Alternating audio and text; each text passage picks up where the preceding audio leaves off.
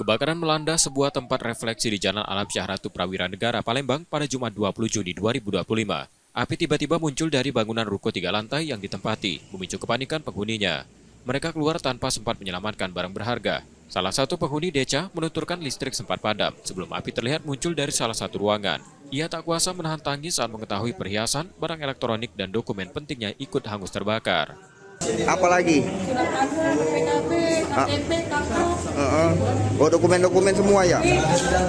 Saat kejadian kita di mana, Mbak? Di depan. Di depan mana? Di depan. Oh, memang kosong. Oh, api dari mana? Api awalnya dari mana, Mbak, apinya? Dari belakang. Di belakang.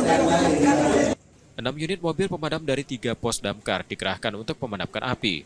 Proses pemadaman berlangsung selama beberapa jam. Dari ruang tengah ya, dari lantai bawah. Nah, tiba-tiba lantai bawah itu apinya sudah menjalar, sudah menjalar ke bagian dinding. Dugaan awal, kebakaran disebabkan korsleting listrik. Tidak ada korban jiwa dan penyebab pasti masih dalam penyelidikan polisi. Reski Oktora, Muklas Diferensial, Kompas TV, Palembang, Sumatera Selatan.